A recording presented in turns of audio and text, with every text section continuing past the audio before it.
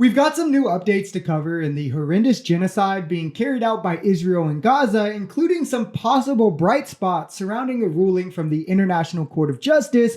But first, I want to catch everyone up on how the numbers are currently looking as they continue to climb. These are a few days old, so there's possibly a few more added onto these numbers as the ground offensive in Rafah continues. But as of day 220, there is roughly over 35,000 killed, 25,000 of those fully identified, with the total being over 15,000 children, just under 10,000 being women, with thousands attributed to the elderly as well. This doesn't include estimates on the low end of at least 10,000 civilians being lost under the rubble. And even if you want to go by Israel's numbers, they say that 16,000 civilians have been killed to 14,000 Hamas, while 2 million Palestinians have been displaced, 130,000 homes have been completely destroyed, 300,000 homes have been partially destroyed, 500 schools gone, 300 healthcare facilities gone, 660 mosques destroyed, over 100 healthcare professionals have been killed, over 200 civil defense workers have been killed,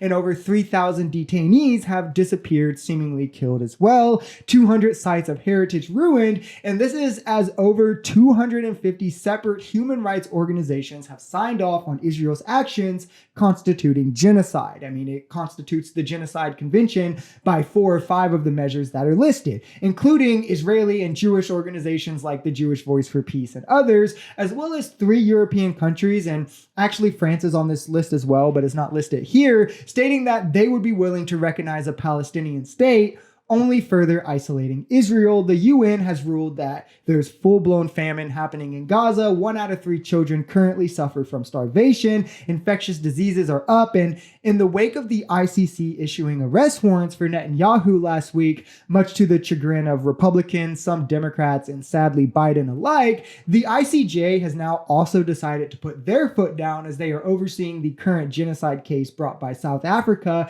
stating that Israel has to halt its offensive in Rafah. Israel, of course, doesn't formally recognize the ICJ's jurisdiction, or any jurisdiction that'll put them in check, that is, but a case was able to be brought as Israel did sign off on the Genocide Convention, of which they, again, easily clear the bar in 3 or 4 of the 5 total acts for committing genocide, as we've covered time and time again, and the clause in the Genocide Convention allows the ICJ to settle these disputes. Multiple human rights groups have now came out to call for Biden to officially stop the transfer of arms to Israel after this ICJ ruling, as they've stated that he would be in direct non-compliance with the courts by aiding them to continue the ground invasion that the courts have ruled them to stop. Something that Biden has continuously warned he would do, only to backpedal, but now with international courts in agreement with him and his stance that he voiced, it'll be harder for him to try to spin it as some sort of bias or why he is not complying,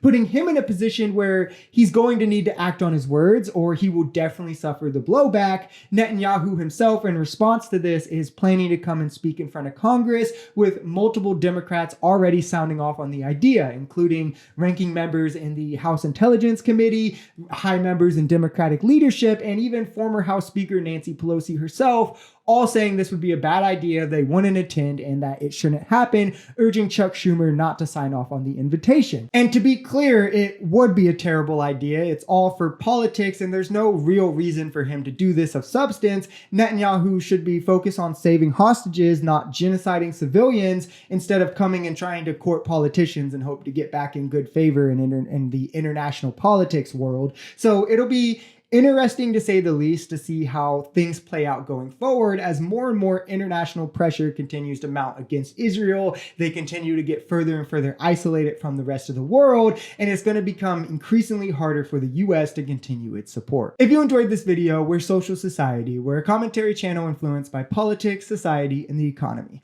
We are pretty left-leaning on this channel, but we're open to our right-wingers as well. The biggest thing here is having conversations that get everyone to the bottom of the truth. If that sounds like something that could interest you, consider smashing that subscribe button, leaving us a like, or even commenting on this video. We even have memberships available as low as $3 if you'd like to support, because the only way we become a society is together.